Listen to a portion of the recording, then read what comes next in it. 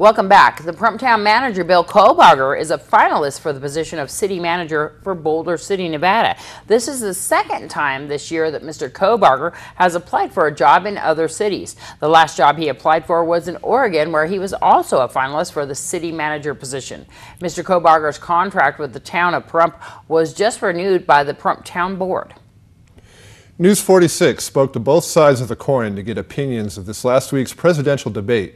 Andy Alberti, representing the Nye County Republican Central Committee, gives his point of view. Well, a group of us got together to watch the debate last night, and quite frankly, we were stunned by the fact that the president seemed to be so out of sorts with his ability to answer the questions and to debate, and that Romney seemed to be so on target. I think it wasn't just the Republicans who looked at this that way. From what we could see, almost everyone who observed last night's debate wondered what happened to the president.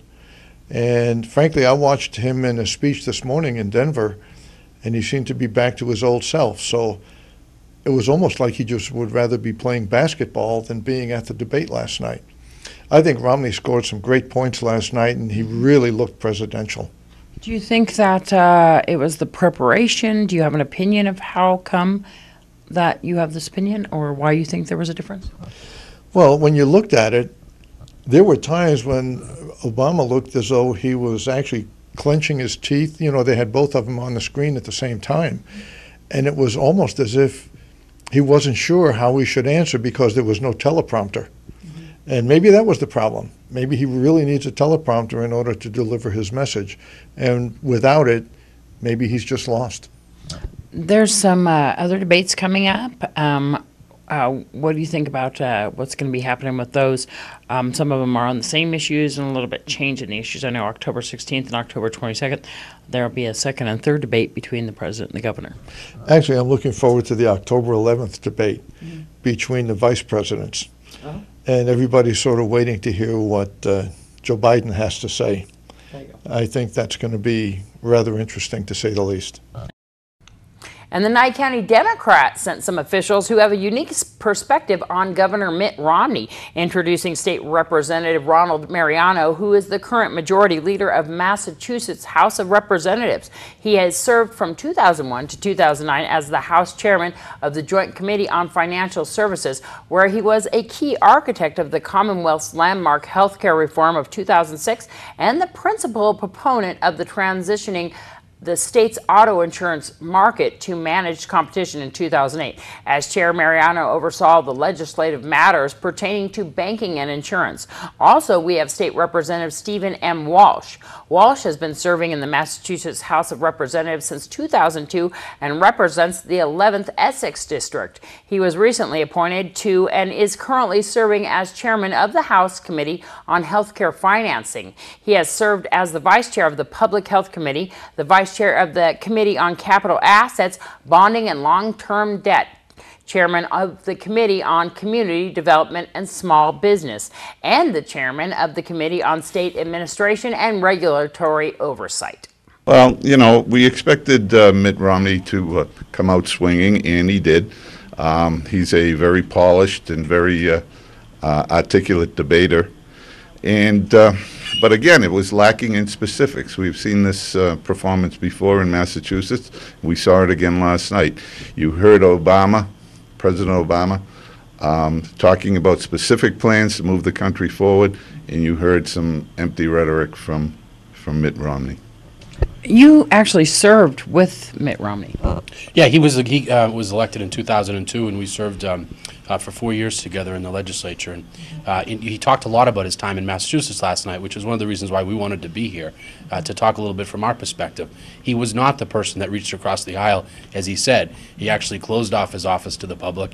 He shut down the elevators, and he really didn't want to meet with people at any point. And the only time he did work with us was on the health care bill, and he's been doing everything he could to run away from it. So the real challenge that we had with the debate last night is just the facts just aren't there. He talked about how he had made Massachusetts the #1 education system in the country. He actually cut funding for education in Massachusetts. He talked about how he wants to invest in coal. He actually closed coal plants in Massachusetts, or attempted to close a power plant. And he talked about health care and how he wants to repeal Obamacare, which is based entirely on his legacy piece from Massachusetts. There was comments that people didn't think that Obama was maybe as sharp or as aggressive last night. Well, you know, Mitt Romney has been preparing for this debate since the mid-'90s. This is what he's always wanted to do. And he shut down his campaign in June to practice, and he continued to practice while President Obama has to govern. I mean, we're in the middle of two wars. You know, he can't take days off and sit and practice and rehearse for this thing and rest up. So it's sort of an unfair advantage that the challenger has, but that's the way politics are. And maybe Mitt Romney gets a small bump out of this, but I don't think it's sustainable. I think you're going to see when people start to focus on the real answers and solutions that President Obama is providing, you're going to see a much different performance, and you'll see the numbers change. Yeah, you know, we talk a lot about the middle class and working class families, and Mitt Romney focused on that a lot. He knows that he's trying to get votes from the middle class. He doesn't care about the middle class. And President Obama has been leading us out of this recession and directly doing what he can to help the middle class. Mitt Romney in Massachusetts certainly outsourced jobs to India. They were middle class jobs, families that had health insurance. He shut them down. He shut down call centers and he outsourced them to India. How can he stand there last night with a straight face and try to tell the American public that he cares about the middle class? As Ron said, he may get a little bump, but the electorate is smarter than that. They're savvy, and they're going to see right through this guy before the end of this campaign 33 days from now. A key volunteer who took over entertainment for the festival was Rodney Camacho. Yes, 6 weeks, 4 days, and we are done. I got a lot of positive comments from the public. I may have had 1 or 2 bands in the wrong place, which I know now where to put them. I didn't know what to expect from some of the bands. I didn't know how they sounded, so we had the crowd here. I think what may have hurt us the most was nothing to do with logistics. It was the sun. So people try to stay in the shade. Entertainment was excellent. Again, like I said, nothing but positive comments. Some said it's the best it's been in 2-3 years. I had one person tell me they've been at the festival for 8 years and it's the best they've seen. But even the kids joined in, so that's how good the entertainment was. It went really great, and you kept a steady schedule as far as even making sure that the headliner bands were in the evening, and got a lot of mixture of music. I know. That's one thing I wanted to do. I wanted to get the entertainment for the public, not what I like or not what the committee liked. The entertainment's for the public. They are the ones that have to listen to that. So I picked the entertainment for them. I had a wide variety, like you said, country, pop, rock, oldies. I even had some reggae in there and a DJ. So everything was filled, and it was one right after the other, including demonstrations. As long as the performers enjoy themselves and it shows, then the crowd enjoys themselves, and that's what the Gunfighters brought. I know that we just finished up with Hyperion Horizons out of Las Vegas. Excellent group. That's another one of my highlights. And if we do it again, I would like to invite them again next year. Wonderful. Thank you so much for all you did. It was just amazing. You know what?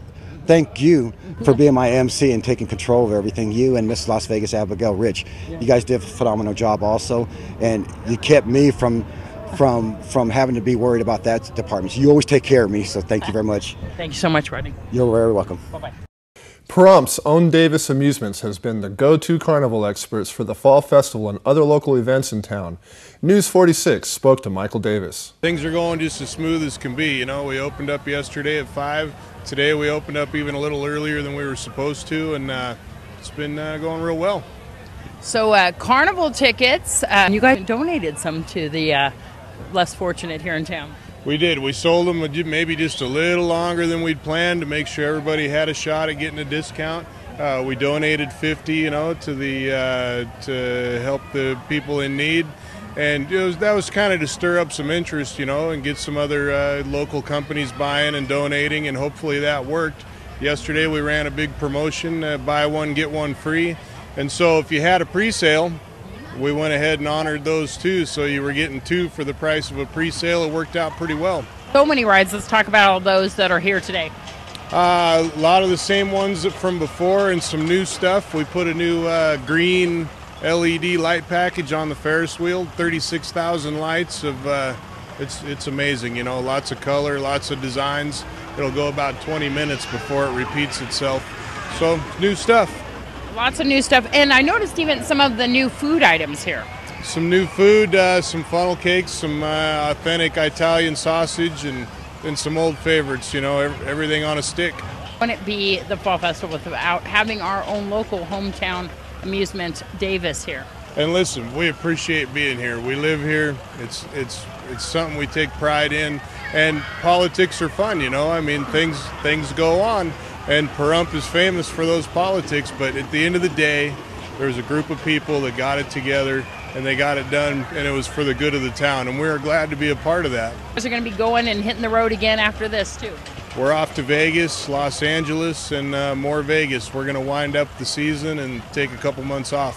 Where are you going to be in Vegas? So if anybody's watching this and want to catch you there. Next week, we're both in Simi Valley and in Henderson at the Cowboy Barbecue, the Aloha Festival at the Silverton, the Nevada Wild Fest at the Rio. The Aloha Fest at the Rio. They changed venues this year. And then a couple of smaller gigs, so we're around. And stay tuned, we'll have much more local news when News 46 Week in Review returns.